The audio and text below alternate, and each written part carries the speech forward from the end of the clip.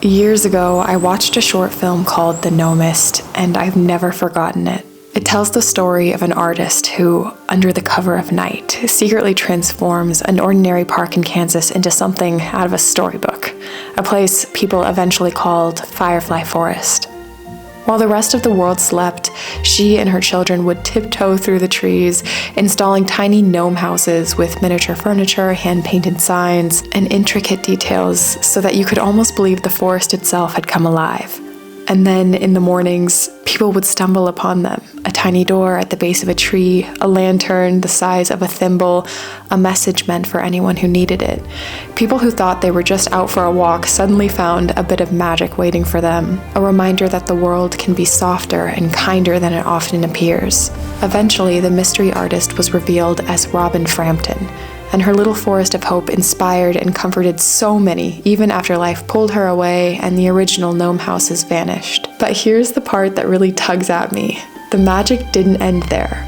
People kept showing up. They still leave their own tiny doors and handwritten notes, as if refusing to let the magic die. Ever since seeing that film, I've held on to the idea that a quiet act of creativity can change a place and the people in it long after the artist has gone. This idea has stayed with me all this time, and now it's my turn.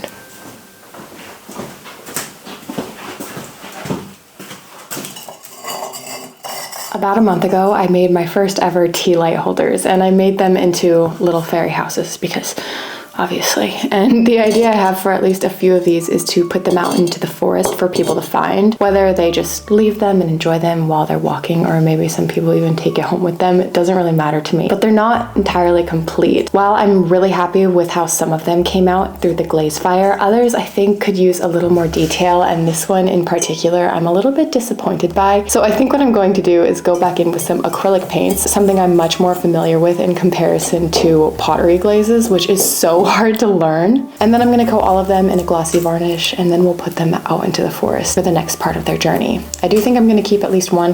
Thinking this one. Might keep this one too because I think it's too delicate to stay out in the forest, and I also think it's quite cute. We'll see how they look when they're done, and I will probably pick my favorite to keep.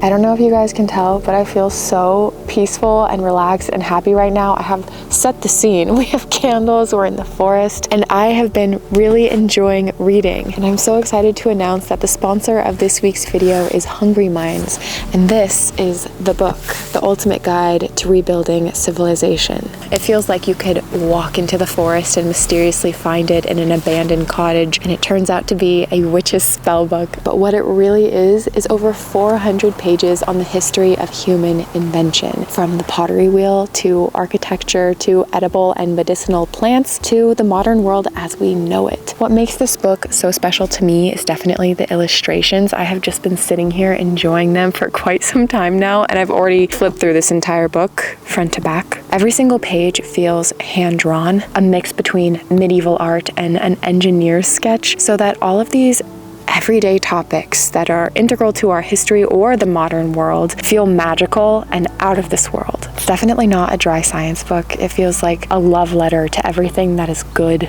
about humans. So if you're interested in collecting beautiful books or just want to learn more about how we got to where we are today, this one is definitely worth it. I do have a link down in the description box below for you guys, and if you use the code Taylor10, you can get a special discount on your own copy of the book.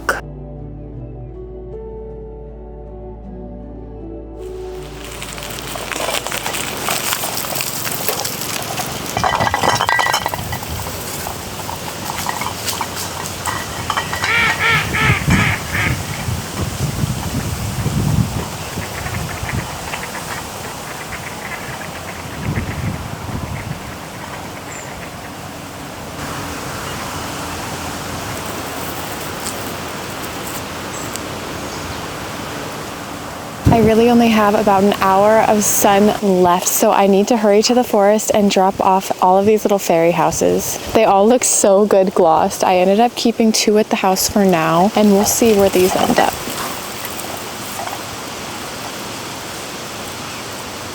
I definitely do want people to be able to find these, but not necessarily super easily. I kind of want it to be for someone who is exploring in the woods and looking around and seeing everything there is to see, and then maybe one day they stumble upon a little fairy house. So I'm in a part of the forest where there are a bunch of mounds and tree stumps and such, and I think I'm going to hide them in here.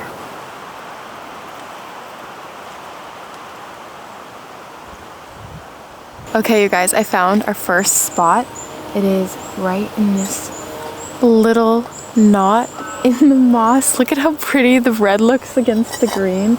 I did bring 1 tea light just so that we can see what they look like all lit up.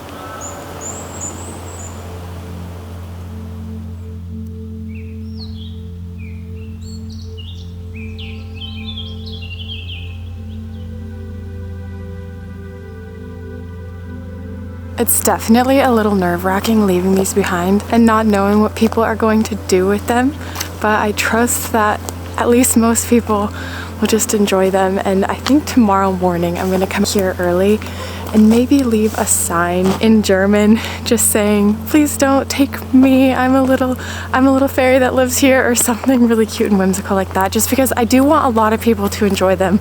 I don't want them to just disappear right away. All right, you guys, I'm placing the last fairy house, or witch fairy house.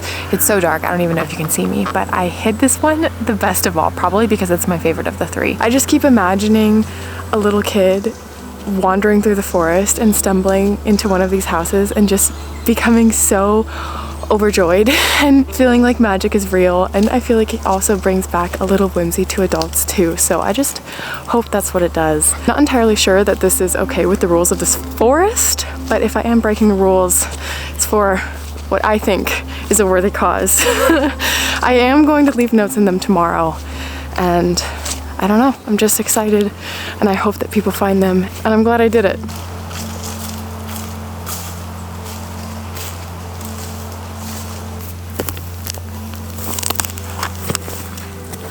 It's officially been a week since I left the fairy houses in the forest, and though I have biked through and seen that they are still there, today we're gonna go and check on them and see if there's been any disturbances. We still have really no way of knowing if anyone has visited them. Ellie did go and laminate the notes for us, so I'm going to put these versions in so that they don't get damaged. And I also went ahead and made some extra PS notes that essentially say, if you find any of the 3 houses, feel free to leave a stone or a pine cone behind, just so that the fairies know they had a visitor while they were away on errands. Eliza found our first witch house. It does look like the top fell off, so I'm not sure if someone took it off or if it was the wind. Perfect.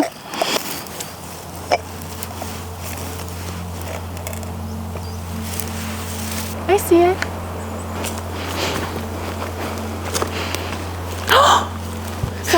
Someone has definitely been here, because this was not there before. Oh, look, it looks like someone was almost playing with it.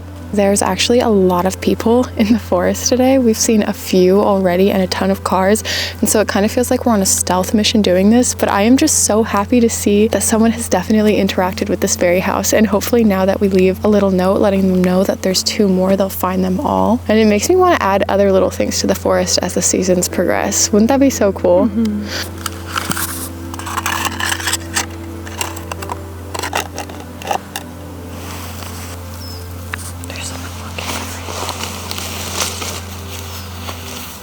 I feel so emotional. I feel like it must have been a child for them to be putting, you know, the sticks and the moss all around the house, and that's just a dream come true. To come today and to really see it for the first time, like someone has definitely played with it and interacted with it. That makes me so happy.